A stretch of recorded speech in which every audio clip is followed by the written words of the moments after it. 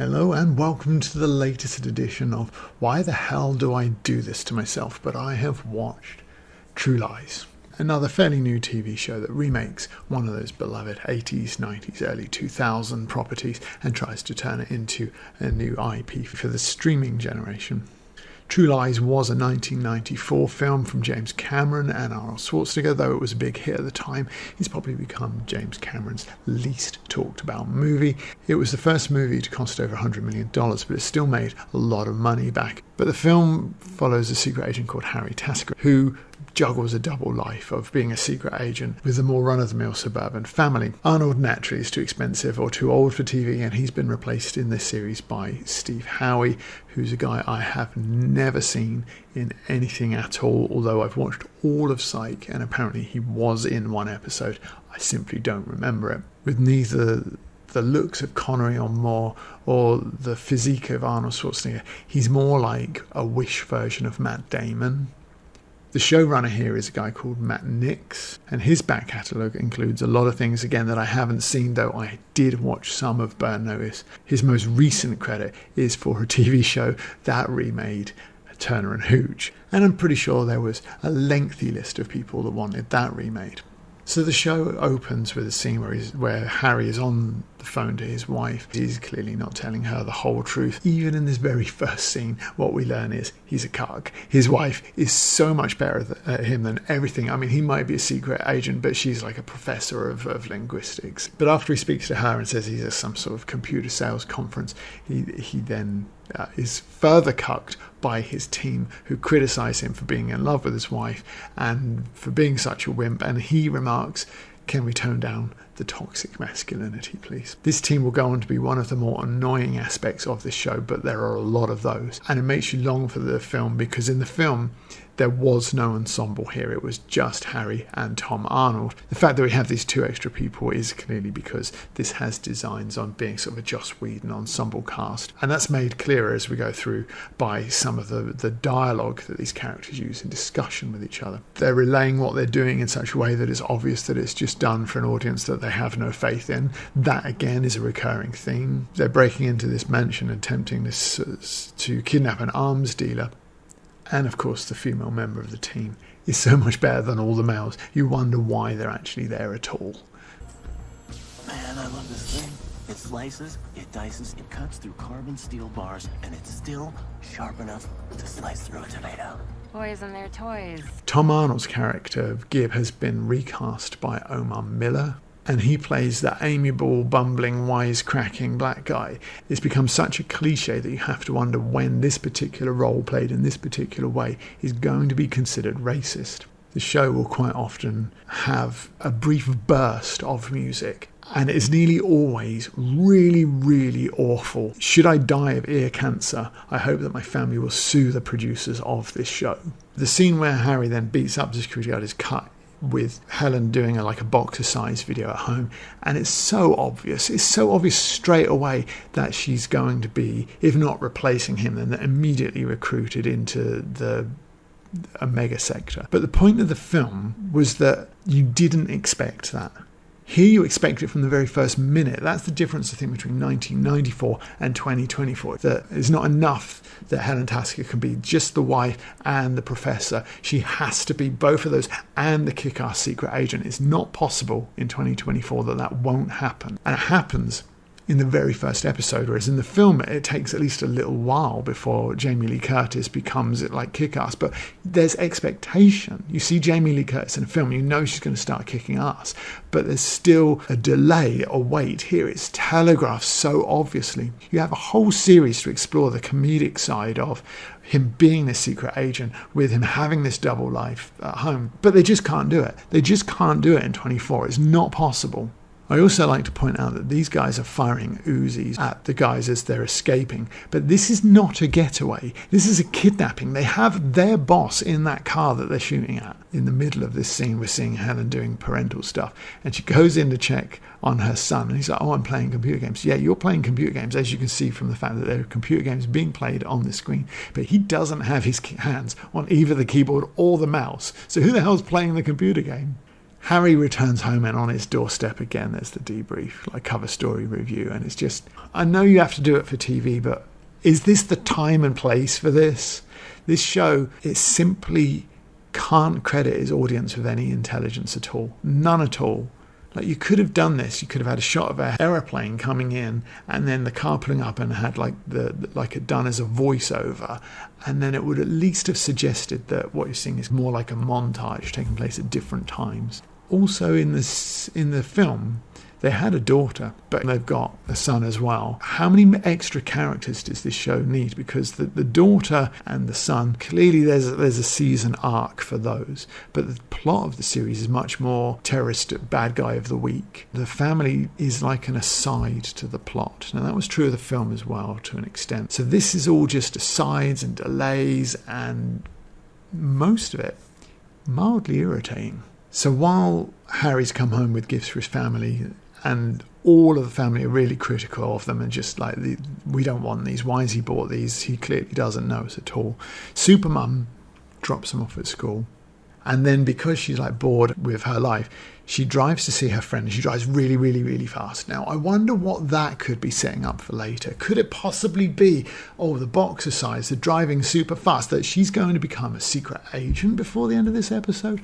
I wonder. So she meets with her friend. So Helen's talking about how bored she is with her husband, and the best friend's like, he's making secret calls and going out unannounced at random times.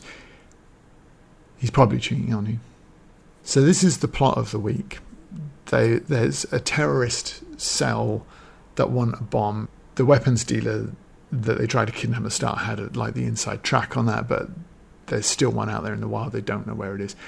But as this goes forward, it is just a MacGuffin. There is no real plot about they're going to blow this up at this day that would give you a ticking time bomb. There's none of that. Instead, Harry has to have a barbecue because Helen wants a promotion at work. But if you're still on the fence about Harry, then it's really important to know that he's a cuck. 2 separate people tell him that he can't barbecue, that he's no good at it. But the real shock here is not that there's so many people telling him he's rubbish at it. The real shock is that Helen lets him barbecue at all. They realise they're going to have to go on a mission, but Helen then says, our marriage is in trouble, we have to do something about it. So he then says, but I am doing something about it. Look, we're going to Paris tomorrow, which is where the secret mission that he has to perform is going to be. Helen and Harry end up in Paris to do the secret mission that initially she knows nothing about. And the first thing that we learn here is that she's incredibly multilingual. She's so much better at being a spy than he is. You wonder why he was ever recruited instead of her in the first place. But he tells her that he needs to leave to get tickets for the opera, and this is where he's going to perform the mission of getting the secret bomb thing. At no point does she say, look at this hotel room. It's ridiculous that you'd be in a hotel room like this and not just go, get me tickets to the opera, to the concierge, who would then go, yes, sir, no problem, sir. Where would you like to sit, sir? Because this hotel clearly costs an absolute fortune. Even Helen remarks that they're in a hotel with a bathtub the size of a swimming pool. Naturally, in this oh-so-progressive show, she's going to be, I don't know what you call this, in the bathtub for a couple of minutes. At what point is this show that's intended to be so progressive exploiting its female characters? Of course, part of the reason for this dance is to show that she's super athletic as well, because in case you hadn't guessed it by now, she's going to be a secret agent by the end of this episode. So having recovered the thing, Harry and Helen have lunch together. However, somebody knows they're a spy, and guys come to the restaurant to capture them. They naturally fight their way out, with Helen knocking a guy out with one punch, and just going, where did you learn to do that? From my boxercise video. Yeah, I'm so shocked. Who could have possibly guessed that would happen in this TV show? So as part of the way them fighting their way out, they shoot out the window and jump through the window. Look at these guys here. There's innocent bystanders, but there's no shot to show 10 people coming in through the door to suggest that they have to go out this way. That's the only way out. He's randomly firing into a Paris street. Have a look at this shot here, because there's a guy behind them with a gun. Like, if they're going to be shooting at each other across the street, why don't you just shoot them there? They're taken for interrogation. The concierge at the hotel is one of the bad guys. The bad guys are going to shoot Helen because what's the point of keeping her around if she's just a civilian? And he's like, oh, obviously she's Omega Sector as well. What sort of idiot would bring a civilian on a mission like this? Well, you know. I'm not sure what they're doing with the lighting here. Why are they shining it off the top of his head? It's not intended to make him look scary in any way, is it? It's kind of fun as well that the bad guy says, it's too bad those opera tickets were really good. And I was like, he's a terrorist pretending to be a concierge in order to like make him as a secret agent. And he actually did book the opera tickets. Are they serious? That's taking your undercover role really, really, really seriously, especially when you go, he only did it for a few minutes. He literally disguised himself, dealt with Harry, and then took a disguise off left to capture him. When did he book the opera tickets? There's an issue here as well, and that this scene goes on for about 5 minutes. Helen just prattles on. She's really, really annoying. Why does she need to talk like a LA schoolgirl? She's supposed to be a professor. She's brilliant at absolutely everything, but she prattles on and on and on. She's really, really annoying. He says, like, you are the supervisor of Omega Sector? And she's like, yeah, thanks for all your sexism. It's true what he's saying. I am an Omega supervisor. And if you cut out my employee's eye, there's gonna be hell to pay, buddy. You, a supervisor. I'm sorry that I'm a woman and that surprises you. What year is it? How do you think she helped me fight off your team? In the bistro. Uh-huh. Yeah. She's trained. Mm-hmm. And currently I supervise all of the others. It's not that he thinks a woman can do that job. It's that he thinks you're a bumbling idiot because of the way you talk. So because she's a linguist, she can tell that when the guys come in to the thing, he's saying, oh, this guy busted up my knee last time we fought. So she tells him, like, he's the guy with the busted knee. He busted his knee literally in the scene before this one. Would he not remember? Why doesn't he say to her, this guy got a bad knee from when I kicked him earlier, if you get the opportunity? And she could be the one that kicks the knee. The only thing that he brings is that degree of physicality, which we'll see in a minute she doesn't need from him, because she literally kills a guy with her thighs. I assume some sort of tribute to Xenia Onatop from GoldenEye. He puts on the guard's uniform and escorts her out. He says, we're going to steal their helicopter and escape. And she says, but you said when we were in Maui that you got airsick. You didn't want to go on the helicopter. Which is an important comment, in that they've done it to be like, ha ha ha, look at him and his undercover like secret double life where he's a bit of a bumbling idiot. But part of the reason for her getting so upset, he bought her a travel book and she said, oh, look at all the places I'll never get to go. So clearly they have quite a nice lifestyle going on. The early complaint was just to have a complaint, to contrive the setup, and this line is just a line to have a line there, but the two are incongruous. Whoever wrote this is a dumbass. Helen falls out of the helicopter, and Harry is able to rescue her by putting the helicopter on autopilot. Is that a thing? Do helicopters have on autopilot? They go to the debrief. Helen prattles the whole way. This LA girl dialogue that they've given her is so very, very out of place in a professor of linguistics. But they're like, oh yeah, we're going to debrief and then we're going to recruit you. But it just goes on and on and on.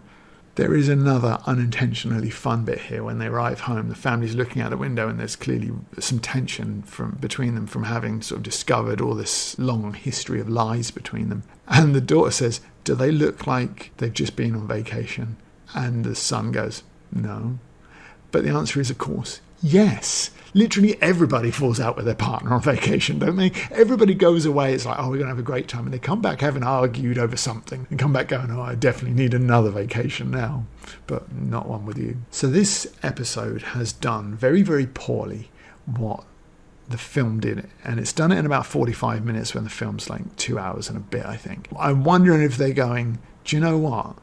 Half the runtime means twice as good, but half of your show has been people just jabbering at each other It's been really grating. The interactions between Helen and Harry, grating. The interactions between Harry and his team, just like nails down a blackboard, irritating. And as you get into the second episode, this doesn't get better. So episode 2 starts with what I thought was likely to be one of the worst, most dull and uninteresting voiceover openings that I would ever see. And then the show actually manages to surprise you. It surprises you because immediately following his voiceover intro is her voiceover intro, which is delivered equally as lifelessly. Wow. You really needed both of these terrible introductions for this one episode. And we see Helen going through some training. And the whole time, the only thing going through your brain is, I miss Catherine Zeta-Jones. But the training mission is pulled because apparently there's a plot to resolve. A group of terrorists are going to set off a plague that's going to wipe out half of Europe if it's successful. And they need to find a cryptographer that's going to decode a thing that they're going to use to stop the attack. But before that, of course, they have to walk to the briefing room, and that involves the two of them prattling at each other, which is going to be a recurring theme of the series, I can tell. It's just dialogue, but dialogue that doesn't do anything. It's really, really frustrating and annoying because it means this show is actually way longer than it should be. They say they're going to send Helen on the mission, and Helen says, I thought we were taking this slow. This isn't about Helen's training. This is about her first mission. What? My first... I'm sorry. I thought the entire plan was that we were going to go slowly. He almost killed me. This is slow. Fast would be we'd send you to North Korea with a pocket knife and a list of targets. Is that a joke? That's a joke, right? Why does there have to be so much prattle? Why? Why do they have to explain their missions like 2 or 3 times? It's just, they have just no faith in their audience at all. Because they explain it in the briefing room, then they go to Europe, and literally the first thing that happens when they do that is there's like a voiceover from one of the team members going, this is what we're going to do. We're going to have to break in here. And Helen's going to do what Helen does because she's a linguistics professor and that's our cover. Before that, they have to tell their children that they're going to Spain to do the mission, but it does seem like perhaps one of you shouldn't be going. So she's going to the conference and he's going to a big spy meeting because everybody has to talk like an LA teenager. And I desperately want to not watch any more of this show. It's just frustrating and irritating. We learn that Harry's going to meet somebody called Jimena, who is a ex-girlfriend of his, and they're like, oh, I hope Helen doesn't find out. This could make this all really, really awkward. Let's hope she doesn't even see it because look how hot she is. Are you ready for the big switcheroo? Because it isn't her that's jealous of him. He's jealous of her when it turns out that her ex-boyfriend is at the linguistics conference. In case you were in any doubt about who's the superhero here, it is resoundingly not Harry. But if you were writing an episode of this show, I genuinely think that they would present you with, this is what we need. What would be the top 3 things on the episode would not be like secret agent stuff, spying stuff, some well choreographed fighting. It would be, we need faffing, we need bullshit, and we need filler. And if we don't have all 3 of those for at least 30 minutes of this episode, it's going to be too expensive. We're not going to be able to make it. Harry meets Jimena, and again, they just can't get on with it. So he's telling her she's in danger, and she's like, no, I'm not in danger. We've still got time to have like oysters and champagne and stuff like that. Just get on with it. Then the bad guys come, and he puts her in this place. Then he just disguises himself and leaves. So many of the conversations in this show are just conversations so that people are having conversations. And if banter is not banter, it's just noise. If you take out the relationship stuff, the family stuff, and the prattle, then this episode's not nearly 50 minutes long. It's closer to about 7 or 8. They realise that Jimena has been made by the bad guys, and there's like a bike chase where everybody gets to wear a crash helmet so that we all know that it's just a stunt driver and not anybody actually from the cast doing any of these things. This is a show that clearly prides itself on having a strong, diverse cast. But there's one part of the cast where diversity just doesn't seem to reach. Have a look at our bad guys and see if you spot what they all have in common.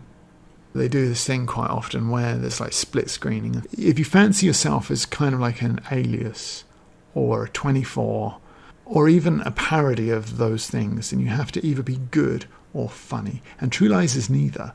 It's not even shot well, because if you go to the bike chase, look how close the bad guy is to Jimena, who's on the bike in front here. And then the next shot, when Harry saves her, is absolutely miles away. Right, Harry has to go and rescue Harold. Harold is Helen's ex-boyfriend, and the reason that the bad guys have kidnapped him is because Jimena left a message at the hotel for Harry, and he picked it up by accident. So the bad guys have kidnapped him. Harry's going to go and rescue him, while Helen's going to go and get the MacGuffin from Jimena. The two of them are going to have like a little bit of a cat fight and then mutually bond over how awesome they are. Again, it's Wish's version of Joss Whedon. It's not good Joss Whedon, it's we've got Joss Whedon banter at home. So Harry goes to rescue Harold. They have him on a chair and the bad guys are all behind him, and our 3 tag team members are up on a sort of gantry thing. And what they could do is just shoot the bad guys through the window. But instead, they come down on these ropes while firing. Is this not much more dangerous to Harold the Ex to do it this way than just to shoot them through the window? The last scene of the thing, Helen comes running in. Jimena's given her the plans and then left. Do you know the only thing that this show could have done that would be surprising and not irritating could have been to completely swap it around. Just have her start as the secret agent. Harry is the computer salesman who just like gets dragged along. Have Harry played by Omar Miller, like the guy that you wouldn't expect to be a secret agent. At least then you'd have something going on that isn't just the same as every other show on TV at the moment. Why? Why do they all have to be the same? Why do all our characters have to talk like this and act like this? Why are they all supposed to be brilliant, yet they look and behave so stupidly? I'm done with this show. I'm not going to ever watch any more of this. I'm not in any way surprised that this is cancelled. How, when you're making this show, did the producers not look at our Wish version of Matt Damon and go, he's just not good, guys. He's just not good. I mean, even though we don't give him anything to do that would demonstrate him in a good way, he's just not good. Let's get somebody else, somebody with a little bit of charisma. There are so many shows where the lead role is recast after the pilot when it's obvious that it just isn't working. And then why did they watch this and go, oh, this is going to go absolute gangbusters. People are going to love Helen. She's so great. She's undeniably like a beautiful woman and undeniably can handle the physical side of what she's asked to do. Why then does she have to behave like a valley girl? While not alone in being an utterly terrible, bastardized remake of something that was fondly regarded 20, 30 years ago, this is one of the least necessary and least competent remakes that have ever been made.